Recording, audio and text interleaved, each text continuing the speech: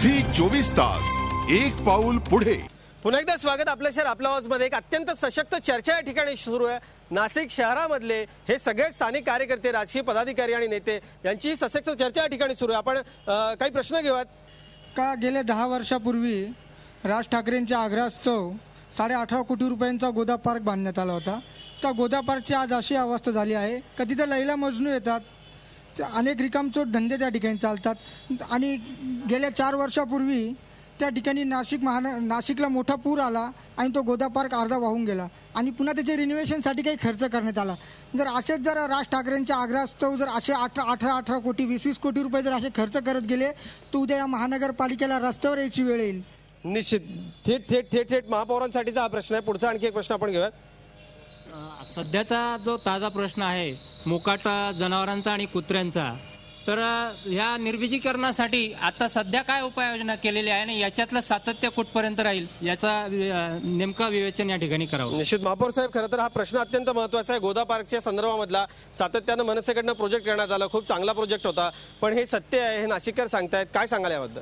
आपण जर बघितलं तर गोदा पार्कचा प्रकल्प जो आहे तो आदरणीय राजसाहेब ठाकरे यांनी शिवसेना भाजपची युती असताना तत्कालीन सत्तेमध्ये जे पक्ष होते त्यावेळेस केलेले होता। आणि त्या गोदा पार्कची जे त्या धर्तीवरतीच गुजरातमध्ये नरेंद्र मोदींनी त्यांच्या इकडे साबरमतीच्या इथे तो प्रकल्प राबवलेला होता। आणि त्याची उपयुक्तता जे गावठाणामध्ये राहतात किंवा जुन्या नाशकामध्ये राहतात त्यांना न कळता तिथले जे रहिवासी आहे त्यांना जर आपण विचारलं तर निश्चितच ते त्याला प्राधान्य देतील किंवा ते निश्चितच मानतील की गोदा पार्क सारखा प्रकल्प अतिशय चांगला असा प्रकल्प आहे। त्यानंतर त्याची जी दुरावस्था झाली असं यांचं म्हणणं आहे, परंतु आपण जर तिथे बघितला तर थोडाफार जो पुरामुळे म्हणा किंवा याच्यामुळे थोडेफार पेवर ब्लॉक जे हे झालेले होते ते पूर्ववत करण्यात आलेले आहे। त्यामुळे त्याच्याकरता 18 कोटी रुपये पाण्यात गेले असं म्हणणं योग्य नाही। तानाजी साहेब, असं वाटतं 18 कोटी पाण्यात गेले असं म्हणणं योग्य ठरणार नाही। खरं तर इथे प्यायला पाणी नाही आहे लोकांना। प्रकल्प अत्यंत चांगला आहे पण तो वारंवार वाहून जातो, दुरुस्तीला खर्च होतो, काय सांगा?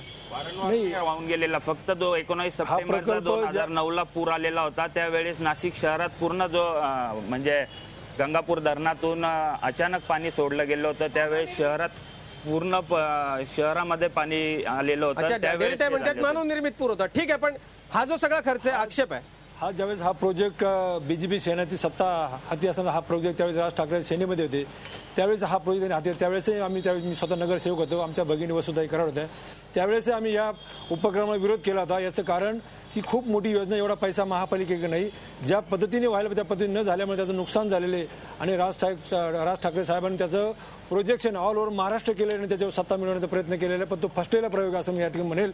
बाबत जे काही राजकारण झाले ते सर्वश्रुतच आहे, त्यामुळे जे आपण जे सांगतायत जाय भावे ते काही योग्य नाही। महापौर नाही म्हणतात ते योग्य नाही। गुरमीत बघा ना, काहीतरी बोलायचं, बघाजी बोला।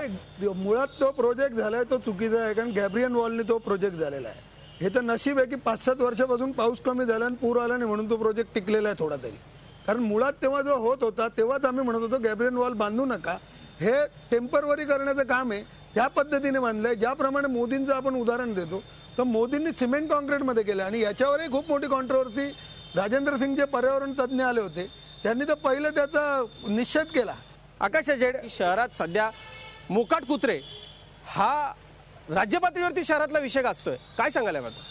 नाही, खरं तर हे नियोजन शून्य प्रशासन असल्यामुळे खरं तर मोकाट कुत्रे असतील, डेंग्यू असेल आणि शासनाचं बजेट जरी काही असलं तरी अत्यावश्यक सेवा, जसं महापौर साहेबांनी सांगितलं की आचारसंहितेचा प्रॉब्लेम येतो, काळ कमी मिळाला, पण अत्यावश्यक सेवा आणि मोकाट कुत्र्यांचा प्रश्न हा कित्येक दिवसांपासून प्रलंबित आहे। याच्यावर महासभेमध्ये 8-8 तास चर्चा झाल्या। डेंग्यू हा रोग होणंच या शहराचं दुर्दैव आहे। आपल्याकडे एवढं मोठं प्रशासन आहे, आपण जर डेंग्यू सारखा रोग एवढ्या मोठ्या शहरावर, एवढं विज्ञान आपण एवढं पुढे गेलो, एवढं मोठं डेव्हलप होते, सुवर्ण त्रिकोणातलं आपण शहर मानतो आणि आपण डेंग्यू सारखा रोग आळा घालू शकत नाही। आम्ही त्याचा निषेध केला। सर्वात पहिले काँग्रेस पक्षाने निवेदन दिलं। तुमच्या आरोग्यमंत्र्यांच्या मार्फत तुम्ही प्रयत्न कराल? हो, 100%। अत्यंत महत्त्वाचं आश्वासन आहे तुमच्या माध्यमातून सांगायचंय की निवेदन देऊन नुसतं थांबलो नाही, दुसऱ्या दिवशीपासून काँग्रेस पक्षाने स्वखर्चाने या शहरामध्ये औषध फवारणी सुरुवात केली, ती आजपर्यंत चालू आहे। पुढचे काही प्रश्न आपण घेऊयात। नवीन नाशिकमध्ये जे काही पेलिकन पार्क आहे,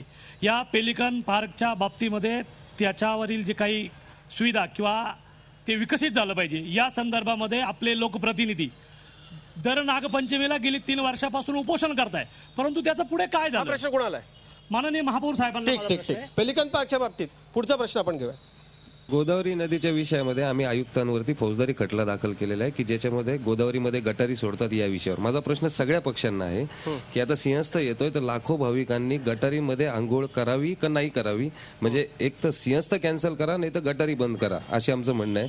तर सर्व पक्षांची काय भूमिका आहे त्यांनी निश्चित स्पष्ट. अत्यंत खूप महत्वाचा आणि स्वागतार्ह असा हा प्रश्न आहे. एकतर सिंहस्थ किंवा मग गटारीत पाणी सोडणं बंद करा, खूप महत्वाचा प्रश्न आहे. पुढचा प्रश्न आपण घेऊया. माझा प्रश्न थेट काँग्रेसचे 2 नेते आणि राष्ट्रवादीचे शरद कोश्यारी शहराध्यक्ष यांना आहे. फ्लायओव्हर जो होता बँकॉक नंतर आशिया खंडातला सगळ्यात दुसरा फ्लायओव्हर जो चांगला असेल तो होता पांडवलेण्यापासून आडगाव पर्यंत. हा कुठल्या मंत्र्याच्या स्वार्थासाठी आणि कुठल्या पालकमंत्र्याच्या स्वार्थासाठी 4 ठिकाणी तोडला गेला. त्याचे जे मृत्यू पुढे होतील किंवा लोकांवर जे नाशिक शहरातल्या लोकांवर जे मृत्यू ओढवतील ह्याला जबाबदार तुम्ही कोणाला धरणार? अत्यंत गंभीर प्रश्न आहे हा. एक छोटासा ब्रेक आपण घेतोय. ब्रेक नंतर या 2 अत्यंत गंभीर प्रश्नांची उत्तर आपण घेणार आहोत. तो म्हणजे जाणारा थेट जो फ्लायओव्हर आहे तो 4-5 ठिकाणी तुटला का आणि नदीचं प्रदूषण. एक छोटासा ब्रेक घेतोय. आपल्या शहर आपल्या आवाजमध्ये लगेचच परतूयात. पाहत राहा झी 24 तास. झी 24 तास, एक पाऊल पुढे.